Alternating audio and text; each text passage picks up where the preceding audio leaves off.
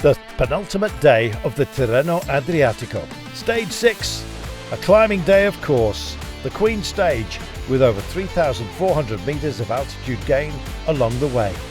A real shark's tooth profile for the stage, and of course the temptation of an intermediate sprint with bonus seconds along the way.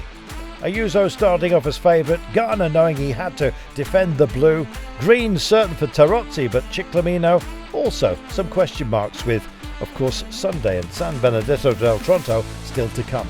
Neptune's Trident had never been as hard fought as this one. A great addition and a fabulous day potentially to decide our winner. Well, at the official start, you had to be very brave to go for it. Maybe just very good.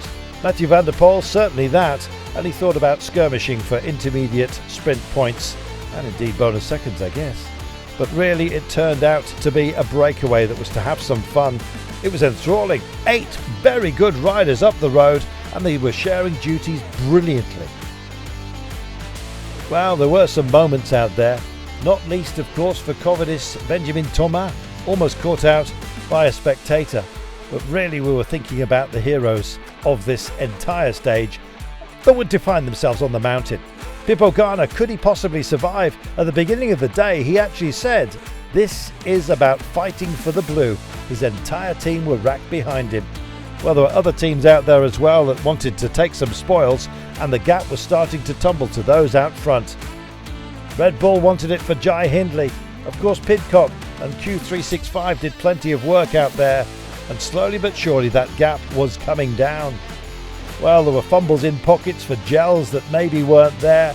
Feeding was, well, tough to say the very least. The points were just hoovered up by those out front, and Vendrami it was, having taken a stage win himself, reasonably well placed, that was given that honour. Meanwhile, back at the cars, they were wondering how to take flight up the final mountain, and indeed when we got there through the tunnel into Hades, you might say, and then the kick up to the sky. Well, they were skirmishing, and the final turn onto the last big climb was definitive. There were riders out there that really were arguing as to work rate, not only in the break but further back as well. Thankfully Tarozzi in the green jersey, certain of green, because today mathematically he was already in charge. And then the breakaway started to disintegrate before Ayuso struck out. Who could follow him? That was the question. Garner looked to be finished, but not a bit of it. He was wrestling to stay with it and limit the damage. Damage there certainly was from Ayuso, but what about those who were chasing on? Landa got involved. Likewise, Pidcock was very much at the heart of proceedings. Jai Hindley wanted to be recognised for what he is, which is a great rider. Greatness is one thing, but outstanding performances are thin on the ground. And Ayuso turned white into blue. The young rider delivering what is surely the title. And look at the margin. It was absolutely enormous. Very brave finale, rocking on behind. Tom Pidcock coming across the line, taking second place, but also enough points to get him into the Ciclamino jersey. Our winner in waiting is, of course, Ayuso. Brilliant, brilliant work.